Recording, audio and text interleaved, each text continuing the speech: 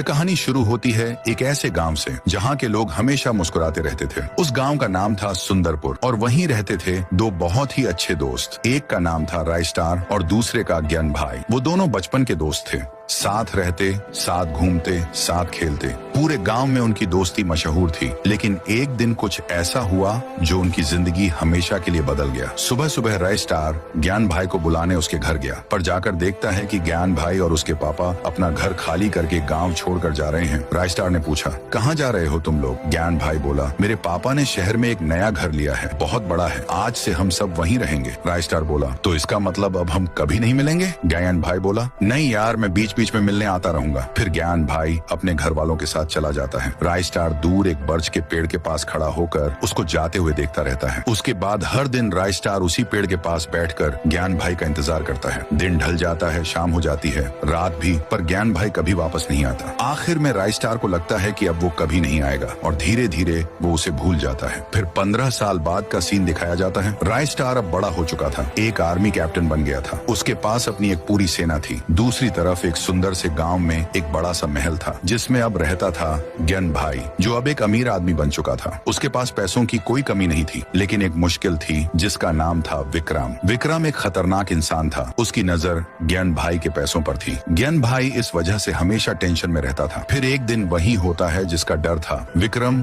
और उसके गुंडे गांव पर हमला कर देते हैं। हर तरफ अफरा तफरी मच जाती है। गुंडे लोगों को मारने लगते हैं। ज्ञान भाई समझ जाता है अब उसका बचना मुश्किल है। वो तुरंत अपने एक आदमी से कहता है, इस गांव से बहुत दूर एक छोटा सा गांव है, वहां मेरा एक पुराना दोस्त रहता है, उसके पास जाओ और बोलो कि मुझे उसकी मदद चाहिए। वो आदमी बाइक लेकर निकल पड़ता है रायस्टार के गांव की तरफ। उधर दूसरी तरफ रायस्टार अपने आर्मी कैंप में सोल्जर्स को ट्रेनिंग दे रहा होता है। तभी एक लड़का आता है और कहता है, मुझे ज्ञान भाई ने भेजा है, हमारे गाँव में एक गुंडे ने हमला कर दिया है, अब सिर्फ आप ही हमारी मदद कर सकते हो। रायस्टार सब कुछ समझ जाता है और बिना समय गंवाए अपनी पूरी सेना लेकर निकल पड़ता है ज्ञान भाई को बचाने। इधर विक्रम ने ज्ञान भाई को पकड़ के जेल में डाल दिया होता है। विक्रम कहता है, अब तुझे कौन बचाएगा? तू गया। ज्ञान भाई बोलता है, तुझे नहीं पता, मेरा एक दोस्त है जो मेरे लिए जान भी दे सकता है और वही तुझे मारकर मुझे छुड़ाएगा। तभी अचानक सब तरफ एक गहरी धुंध छा जाती है और उस धुंध के बीच से एंट्री होती है रायस्टार की अपनी सेना के साथ। वो गुंडों पर टूट पड़ता है। तेज लड़ाई होती है, गोलियां चलती हैं, हर तरफ मार धाड़। कुछ देर बाद जब धुंध हटती है, विक्रम जेल के अंदर देखता है ज्ञान भाई वहां से गायब है। वो तुरंत पीछे मुड़ता है तो देखता है रायस्टार खड़ा है अपनी सेना के साथ।